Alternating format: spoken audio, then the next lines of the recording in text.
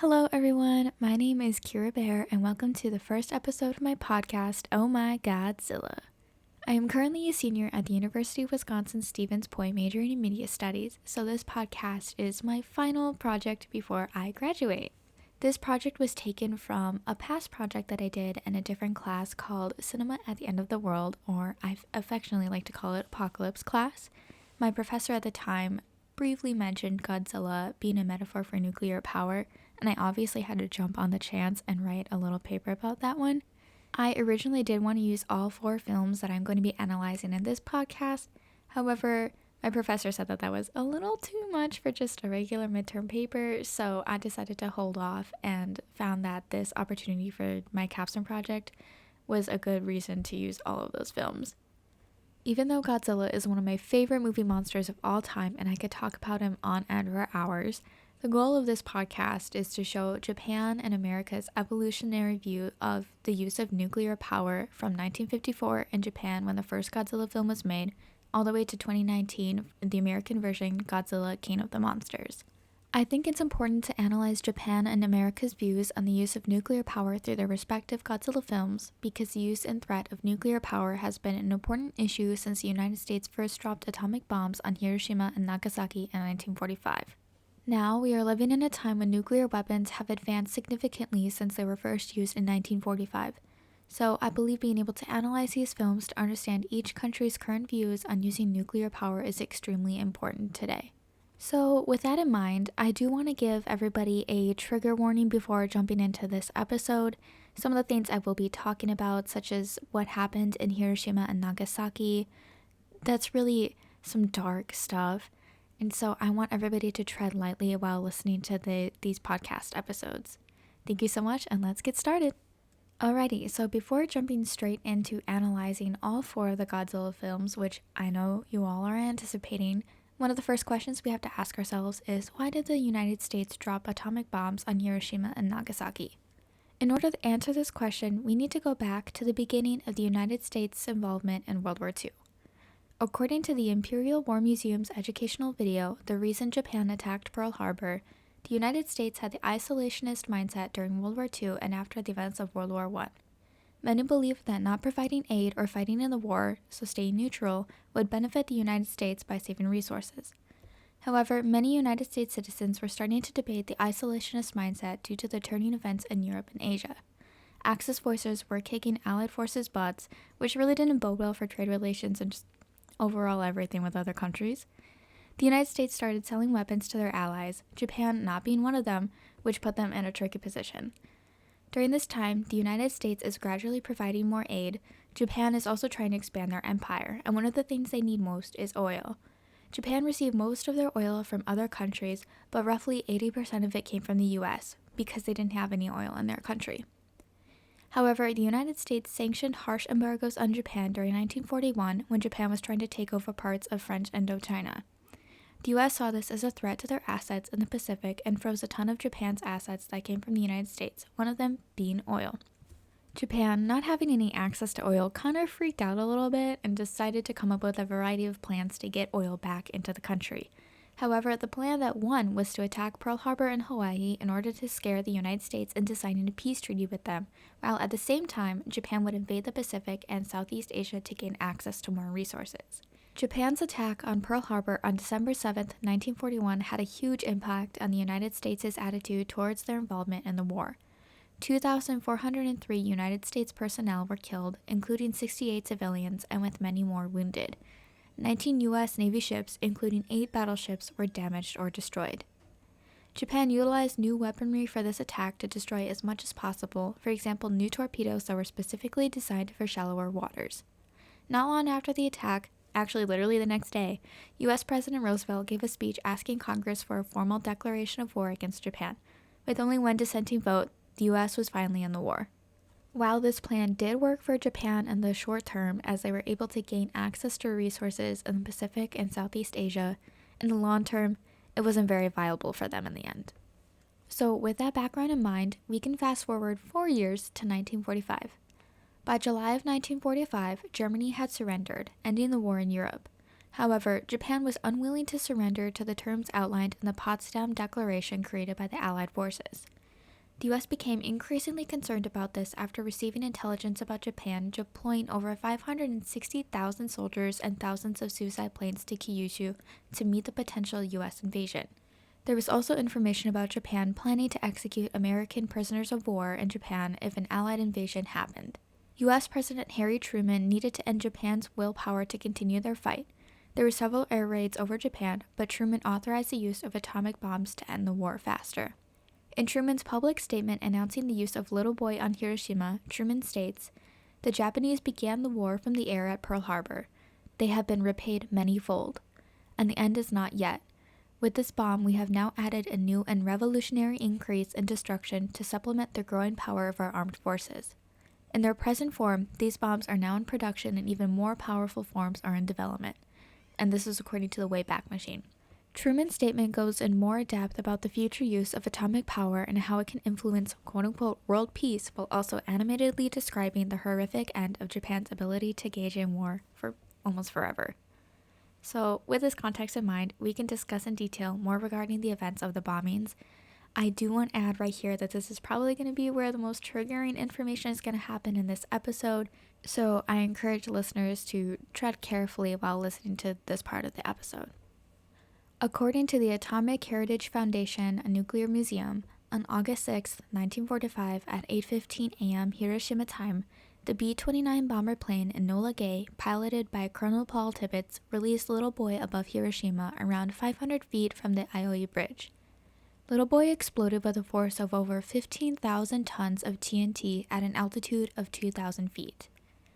Only 2% of the bomb's uranium achieved fission, but it still caused immense destruction and death on Hiroshima.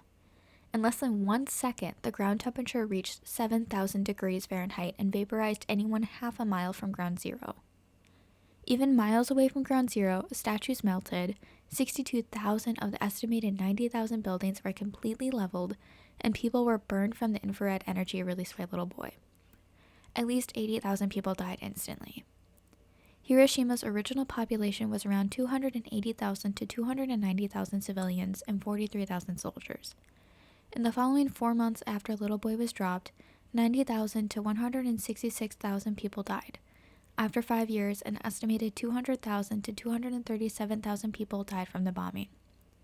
Many people died either directly or indirectly from the bomb's effects via burns, radiation sickness, and cancer.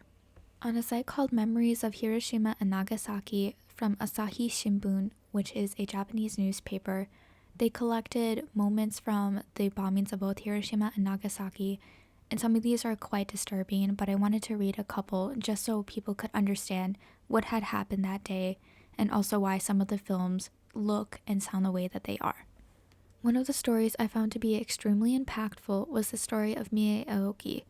According to the Asahi Shimbun, Mie Aoki of Hirano-cho, which was about 1.8 kilometers from the hypocenter, was looking up at the beautiful blue sky.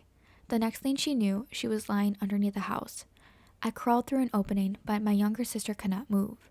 I was shocked when I went outside. There was not a single person walking. I realized that everything had been totally destroyed. Soon after, her house was totally engulfed in fire. She frantically threw tiles and sand at the fire in an effort to put it out.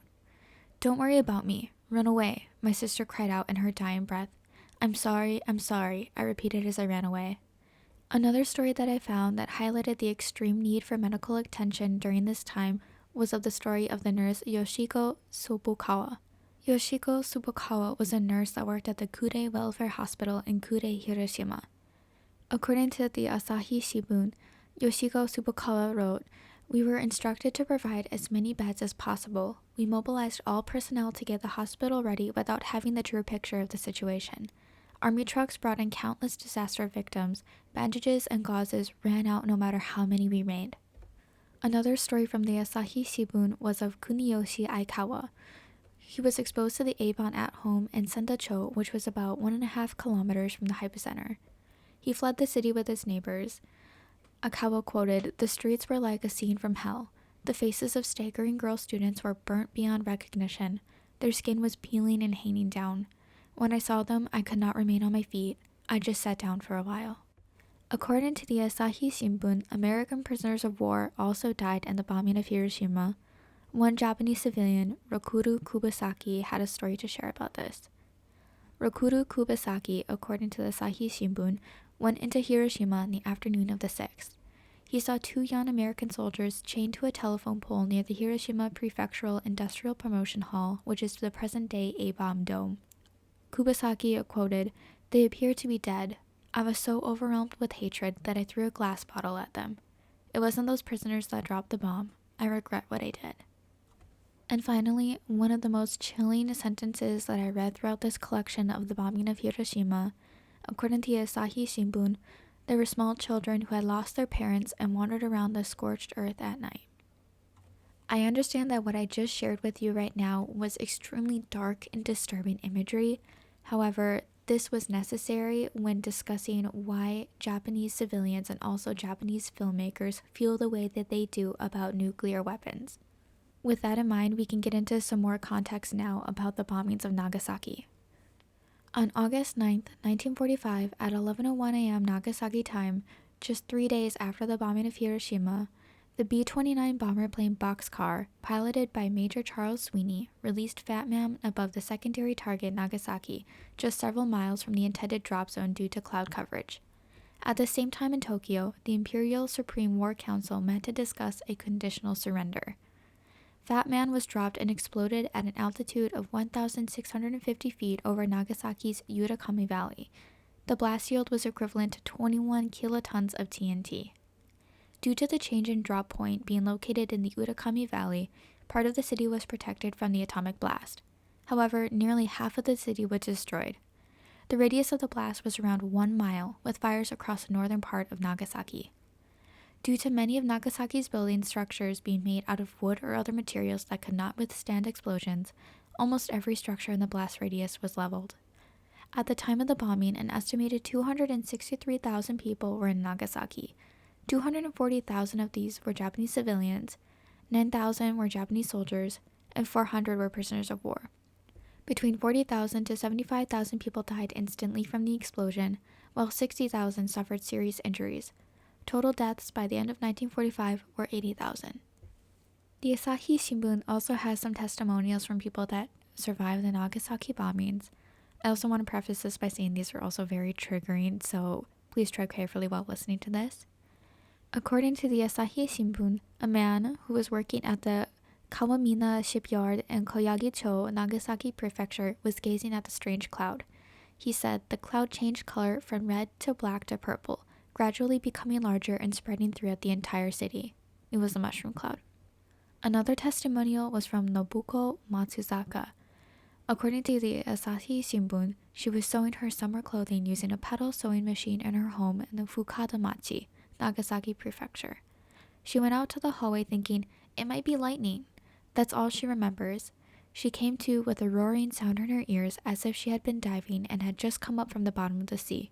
She was lying under the Shinto household altar, a paper screen, and a broken wall. Her skin was pierced by numerous shards of glass. A few Japanese civilians also mentioned that there were ominous leaflets left over Nagasaki just before the bombing. One of them had said, "Nagasaki is a beautiful place, a place of flowers.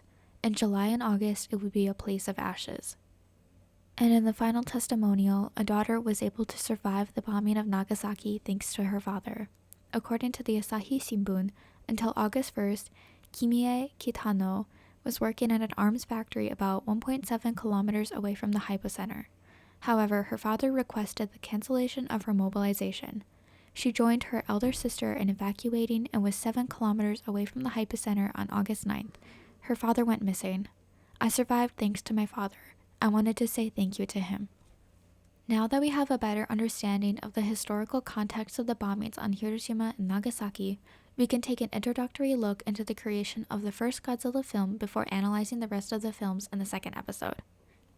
Made in 1954 by director Ishiro Honda and producer Tanaka Tomoyuki, Gojira, or Godzilla, was the envisionment of the dangers of nuclear power experienced by the Japanese people after the bombings of Hiroshima and Nagasaki. However, the film was inspired by the tragedy of the Japanese fishing boat Daigo Fukiru Maru, or Number 5 Lucky Dragon. According to a book titled Grappling with the Bomb, Britain's Pacific H-Bomb Test by Nick McLellan, A journalist and researcher in the Pacific Islands, a chapter in the book titled The Fisherman, describes the number 5 Lucky Dragon's tragedy of becoming irradiated by an H-bomb test conducted by the United States in the Bikini Atoll, while also further describing the life of one of the fishermen, Oishi Matashichi, after his exposure to radiation on the ship. The 23 crew members, with the average age between them being 25, set out on a fishing trip in late January of 1954. On March 1st, the crew sailed just east of the Bikini Atoll in search of tuna. The captain of the ship, 22-year-old Tsutsui Hisakichi, knew there were bomb testings near Inuwutak, but was unaware that the danger zone was expanded by the U.S. in 1953 to include waters around Bikini Atoll. Around 6:45 a.m. on March 1st, 1954, the crew saw a 7-kilometer or about 4.3-mile wide fireball light up the sky, and within minutes their boat rocked in the waters from the blast. The crew understood that there was testing, but they decided they were outside of the danger zone and continued to fish. However, McLeland states that even if the crew had been outside of the extended danger zone, the crew would still have been in danger. Winds carried fallout well outside the prescribed danger area. Around 10 a.m. that day, the crew and their tuna were showered with radioactive fallout from the test, resulting in the crew suffering from acute radiation poisoning. 6 months after returning from the fishing trip, the oldest crew member, 40-year-old Akichi Kubayama, sadly passed away of a secondary infection caused by acute radiation exposure, leaving behind his wife and 3 daughters. At first, the U.S. government denied that the crew were exposed to radioactive fallout, but Japanese medical professionals who had dealt with radiation symptoms after Hiroshima and Nagasaki knew the symptoms better than anyone. Crew member Oishi Matashichi, along with the rest of the crew, continued to struggle with the effects of the radiation exposure. Oishi's first child died stillborn and deformed, and many of other crew members died from the exposure. This tragedy struck a nerve with the Japanese citizens and bolstered outcries against nuclear weapons testing. Other countries also joined Japan in the calls to abolish all nuclear weapons. With this tragedy in mind, Ishiro Honda and Tanaka Tomoyuki decided to create God-zilla. However, due to the underlying themes and messages of the film, they had to be careful about how they spoke about those messages throughout the film. In a Newsgeek article titled God-zilla, director Honda Ishiro describes seeing Hiroshima firsthand in New Criterion release by Andrew Whalen. Whalen states that Americans enforced censorship on Japanese films, including a prohibition on open discussion of the atomic bomb, until their occupation ended in 1952. So the development of God-zilla took place in a climate attuned to subtext. One of those subtexts being God-zilla's iconic character design. His skin looks similar to that of a dinosaur from the Jurassic period, which is what God-zilla thought to have been in the original film. However, Honda and Tomoyuki designed the skin to look like the keloid scars people suffered in the bombings. Also, I wanted to put another trigger warning here about the keloid scars in case anyone gets curious and decides to look up images of people from Japan with those scars. Many of the images are quite disturbing, so please tread carefully while researching this topic. According to the American Academy of Dermatology Association, keloid scars are a, quote, type of raised scar. Unlike other raised scars, keloids grow much larger than the wounds that cause the scar. These types of scars could be caused by a variety of things, including burns and deep wounds. However, according to an NBC News article titled God-zilla was a metaphor for Hiroshima and Hollywood whitewashed it by Kimi Yam, Yam describes that many film reviews from the New York Times in 1956, when God-zilla was first released to the American audiences, were sanitizing the film of its deeper connections to the bombings. Yam states that the deliberate aesthetic choices that the original filmmakers made on the creature's keloid scars were even interpreted as low-budget Japanese filmmaking, with critiques at the time likening the monster to a, quote, miniature of a dinosaur made of gumshoes and about $20 worth of toy buildings and electric trains. The re-edited version of Gojira was titled Godzilla, King of the Monsters, and around 20 minutes of the original film were cut from the new American version while also adding in a white news reporter as one of the main characters throughout the film. The scenes cut from the film were too closely related to the bombings in Japan and the Lucky Dragon tragedy, which would have made American audience members uncomfortable confronting their country's use of nuclear weapons to end a war. In the journal article God-zilla and the Japanese Nightmare When Them Is Us, written by Kon Noriega, a cinema and media studies professor at the University of California, Los Angeles, Noriega discusses God-zilla as a metaphor of the United States' use of atomic weapons on Japan and how Japan has been responding to the incident throughout the Godzilla film franchise. When discussing the American adaptation of the original 1954 Godzilla film, Noriega states, The Hollywood re-edited film plays on an American sense of guilt towards the Japanese in the early 50s, saying in effect, "Look at what we've done or are doing to Japan." As with other American radioactive monster films, this guilt is then projected onto the monster, who is revealed to be the true cause within the movie. Godzilla's death represses American guilt and anxieties about nuclear weapons. Both history and Japan's own filmic rendition are retextualized to erase the bomb and thereby relieve anxieties about the American occupation and H-bomb tests. Now that we have the baseline historical information and background about the first Godzilla film, we are now ready to unpack and analyze all 4 Godzilla films and their evolving views of nuclear power over time. In the next episode, special guest Julia Kaufman, a former University of Wisconsin-Stevens Point Media Studies graduate and a good friend of mine, will be discussing and analyzing the role nuclear power plays in the films Godzilla or Gojira from 1954 by Yoshihiro Honda, Godzilla 2014 directed by Gareth Edwards, Shin Godzilla 2016 directed by Hideaki Anno and Shinji Higuchi, and finally Godzilla King of the Monsters 2019 directed by Michael Dougherty. I hope you enjoyed this episode and make sure to tune in for the next episode for even more Godzilla content. Thank you, everyone!